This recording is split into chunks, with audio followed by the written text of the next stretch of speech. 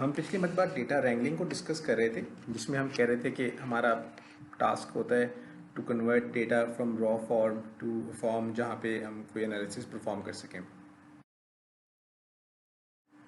इसके बारे में हमने देखा ये था कि असल में डेटा रैंगलिंग का मकसद क्या है। मकसद है एक्सट्रैक्टिंग वैल्यू फ्रॉम डेटा, जिसमें नियर टर्म और लॉन्ग टर्म वैल्यू निकालना चाह रहे होंगे हम। और ये काम करने के लिए we have to generate questions. जैसे हमने देखा कि एक एग्जांपल में फेसबुक वालों ने कुछ क्वेश्चंस पहले जनरेट किए और उसके बाद उनका आंसर ढूंढने की कोशिश की फ्रॉम डेटा। और फिर वो पीएचडी रिसर्चर वाली प्रॉब्लम में हमने देखा कि कुछ क्वेश्चंस जनरेट किए गए about trends in the literature, और फिर उसके अगेंस्ट डेटा कलेक्ट करके वहाँ से कुछ एक्सट्रैक्ट करने की कोशिश की गई। तो ये इन सवालों के जवाब हम आमतौर पर ढूंढ रहे होते हैं by transforming data from one form to another, organizing और arranging data and aggregating data. जैसे वो हमने देखा था कि जो पीएचडी रिसर्च वाली प्रॉब्लम थी उसमें काउंट्स ही थे, फ्रीक्वेंसीज ही निकल रही थी कि कौन से एरिया में कितना काम हुआ है। और ईमेल वाली प्रॉब्लम में हमने देखा था कि वहाँ पर भी मैं काउंटिंग करके हम एक रीजनेबल मॉडल तक पहुँच गए थे कि जो बता सकता है probability of an email to be spam given a word. ये जो वैल्यू एक्सट्रैक्ट करनी होती है उसके लिए हम अगर इस डेटा वैल्यू फनल को देखें, जहाँ पर हमें नज़र आ रहा है कि मल्टीपल सोर्सेज से डेटा आएगा, उसके ऊपर कुछ एनालिसिस परफॉर्म होगा and eventually will get some value, तो हमें शायद बेहतर समझ आए। और इस फनल को समझने के लिए एक एग्जांपल देखते हैं। उस एग्जांपल के तहत हमें शायद इस फनल की भी अंडरस्टैंडिंग बेहतर हो जाए। Suppose we are a chain of departmental stores, और हमारे काफ़ी सारे डिपार्टमेंटल स्टोर्स कंट्री वाइड या चले अभी सिटी वाइड हमारे पास हमने खोले हुए, और हम वहाँ से तमाम डिपार्टमेंटल स्टोर से काफ़ी सारा डेटा कलेक्ट कर रहे होते हैं। तो ये जो काफ़ी जगहों से, काफ़ी स्टोर से हमारे पास डेटा आ रहा है, ये मल्टीपल सोर्सेज से डेटा आ रहा है। ये किस तरह का डेटा होगा? ये हो सकता है कि ये डेटा हो कि किस चीज़ की सेल हो चुकी है, पेमेंट हमारी जो थी वो कैश में हुई थी या कार्ड बेस्ड थी, जिससे हम साथ हम ये भी देख सकते हैं कि शायद हम वहाँ पर डेटा कलेक्ट कर रहे हों, हमने किसी तरह से कोई मैकेनिज्म बनाया हुआ है कि कब कोई कस्टमर क्यू में आकर लगता है और कब वो क्यू से निकलता है। फिर हम कस्टमर से इस तरह का डेटा भी लेते हों, जैसे अगर आपने देखा होगा मेट्रो वगैरह पर इस तरह की इन्फॉर्मेशन ली जा रही होती है कस्टमर से कि उनको प्रोडक्ट्स जो थी वो जितनी चाह रहे थे वो सबके सब मिल गई हैं कि मिल गई हैं, कोई आइटम्स उनके मिसिंग तो नहीं है। और हमें ये भी डेटा मिल सकता है कि कोई कस्टमर हमारे स्टोर में कब आया कब गया। ये हम सीसीटीवी से हमें कम से कम हमारे पास रिकॉर्ड मौजूद है। तो हमें काफ़ी सारी चीज़ें एनालिसिस के मिल सकती हैं। हमें ये भी पता चल सकता है कि कितने कस्टमर्स ने ऑनलाइन पेमेंट की रिक्वेस्ट की और उनकी पेमेंट सक्सेसफुल हुई, कितने कस्टमर्स ऐसे थे जो ऑनलाइन पेमेंट करना चाह रहे थे लेकिन नहीं कर पाए बिकॉज उन्होंने देखा कि टाइम ज़्यादा लग रहा है तो उन्होंने कैश पेमेंट को चूज़ कर लिया वगैरह वगैरह।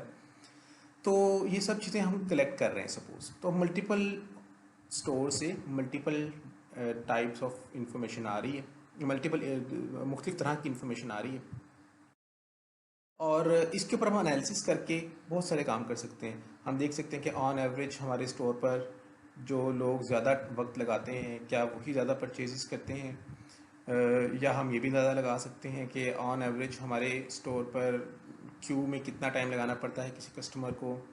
फिर हम ये भी अंदाज़ा लगा सकते हैं कि ऑन एवरेज जो लोग कार्ड से पेमेंट करते हैं क्या वो जल्दी फ्री होते हैं एज़ कम्पेयर टू पीपल जो कैश पेमेंट करते हैं, या ये उलट है, वगैरह वगैरह। हम बहुत सी चीज़ें यहाँ से ऊपर से आने वाले डेटा से हम बहुत सी चीज़ें निकाल सकते हैं।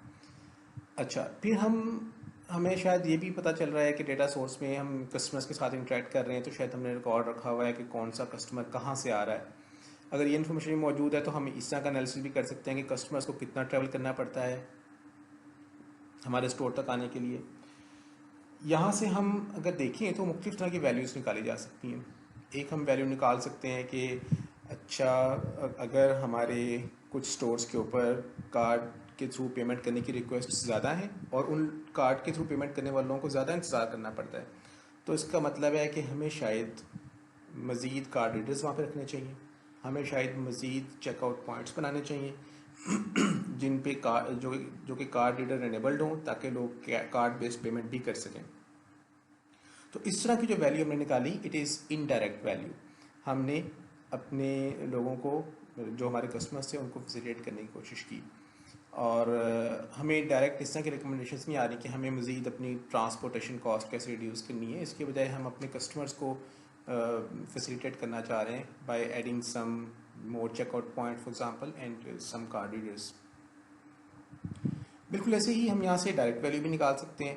मिसाल के तौर पे हमें पता चल रहा था कि कौन कौन से कस्टमर्स किस किस एरिया से आ रहे हैं, तो हम ये सोच सकते हैं कि अच्छा एक काम तो इनडायरेक्ट के अंदर आ गया कि हम अपने इन कस्टमर्स को फैसिलिटेट करने के लिए, फॉर एग्जांपल हमें लगता है कि जी एक एरिया ऐसा है, सपोज हम कह देते हैं कि एक एरिया इस तरह का है जहाँ पर हमें जहाँ से हमें ज़्यादा लोग रीच आउट करते हैं। वो हो सकता है कि हम अभी कह सकते हैं फिरोज़पुर रोड पे, जैसे काना के पास या गज्जू मत्ता के पास से लोग जो हैं इस वाले मेट्रो पे ज़्यादा आ रहे हैं, जो मॉडल टाउन में। तो अब हम कह सकते हैं कि यहाँ से बहुत ज़्यादा लोग आ रहे हैं, तो हो सकता है हमें एक और मेट्रो स्टोर वहाँ पे लोकेट कर देना चाहिए ताकि उन लोगों को आसानी हो जाए। ये तो हम चीज़ सोच रहे हैं।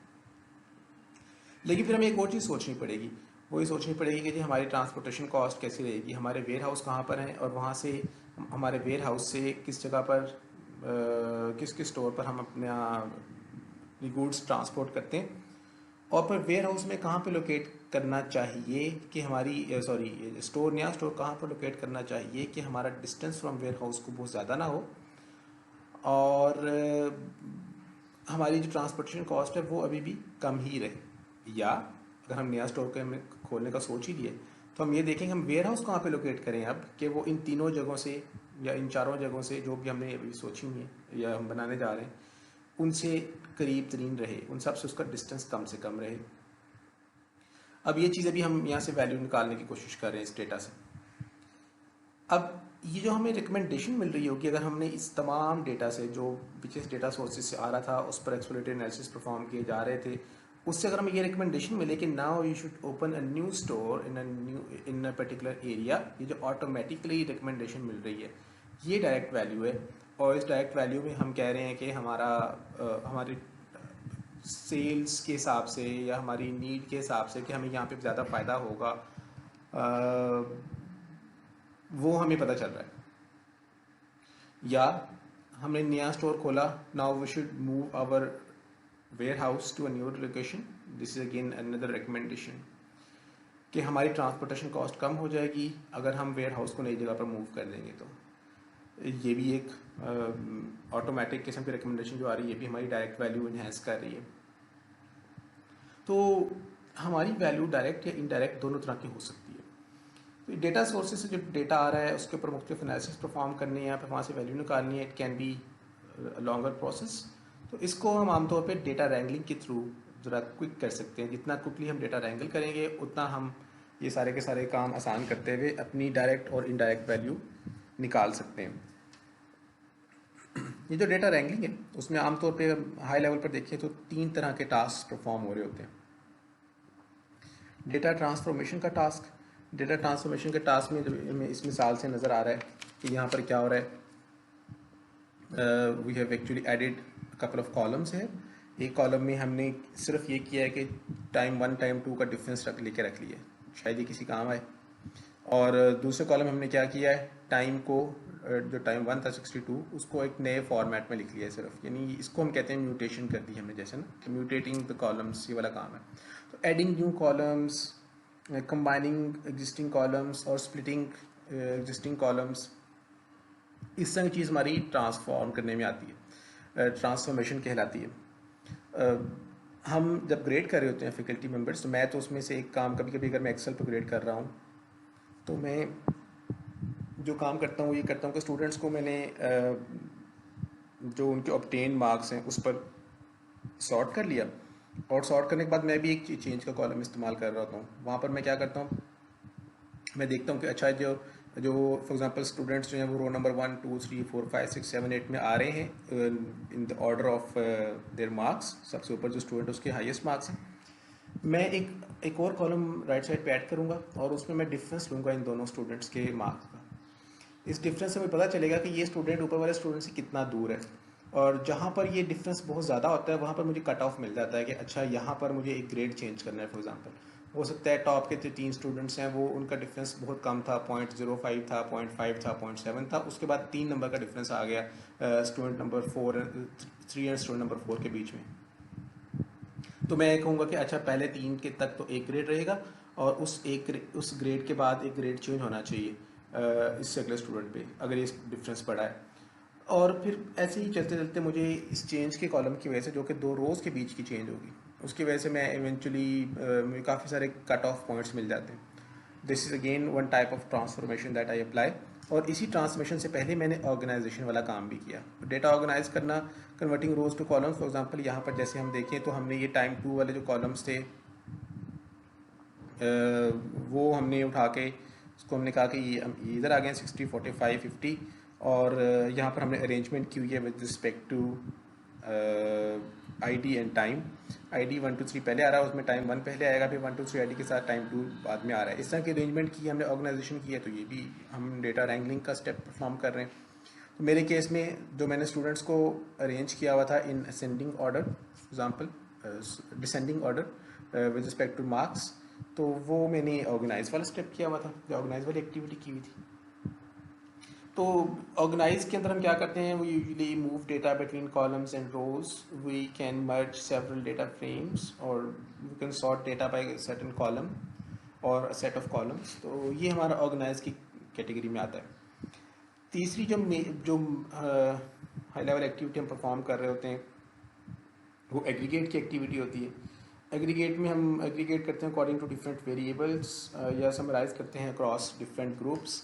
जैसे इस एग्जांपल में हम देखें ग्रुप बाय टाइम किया हुआ है, ग्रुप बाय टाइम करके हमने एवरेजेस ले ली टाइम की, टाइम 1 की और टाइम 2 की। ये हमने एक तरह से डेटा को एग्रीगेट करने की कोशिश की। अब पिछली मरतबा की एग्जांपल को अगर हम देखें तो उसमें जो पीएचडी रिसर्चर वाला प्रॉब्लम था उसमें हम एग्रीगेट कर रहे थे, हम फ्रीक्वेंसीज काउंट कर रहे थे कि कितने लोगों ने किस तरह के मैट्रिक्स को इस्तेमाल करते हुए कौन सा प्रेडिक्शन मॉडल इस्तेमाल किया हुआ है या टेक्निक इस्तेमाल की हुई है। बिल्कुल ऐसे ही हमने काउंट्स वहाँ पे जो थे वो एवरेजेस जो थी वो भी हमने उधर भी ली थी। फेसबुक पर एग्जांपल में भी ऑन एवरेज कोई शख्स कितने अरसे बाद वापस आएगा, रिटर्निंग यूज़र बनेगा। तो ये सब चीज़ें हमारी डेटा रैंगलिंग की एक्टिविटीज़ हैं, और ये डेटा रैंगलिंग की एक्टिविटीज़ हैं ये हमें eventually near term, long term या डायरेक्ट इनडायरेक्ट वैल्यू निकालने में मदद करती हैं। तो इस स्लाइड से अगर हम एक नई चीज़ हमने जो देखी है वो ये देखी है, direct and indirect value. Direct value वो है जब हमें रिकमेंडेशन ऑटोमेटिकली मिल रही है अपने डेटा से आते हुए एक्सट्रैक्ट करके, जो हमारे बिजनेस को डायरेक्ट फ़ायदा देगी। उसका ऑब्जेक्टिव शायद प्राइमरीली ये नहीं होगा कि कस्टमर्स को फ़ायदा है, उसका ऑब्जेक्टिव ये है कि हम अपनी सेल्स बढ़ाना चाह रहे हैं या कस्टमर की तक रीच बढ़ाना चाह रहे हैं। इनडायरेक्ट वैल्यू में हम अपने एग्जिस्टिंग बिजनेस के अंदर प्रोसेस में कोई चेंज करना चाह रहे हैं, और प्रोसेस में चेंज करने की वजह से हम क्या कर रहे हैं कि हम शायद कुछ जगहों पर अपने कस्टमर्स को बेनिफिट देंगे, जैसे कि हमने देखा कि हमने चेकआउट पॉइंट्स बनाकर या नए कार्ड रेट्स लगाकर लोगों को फ़ायदा दे रहे हैं।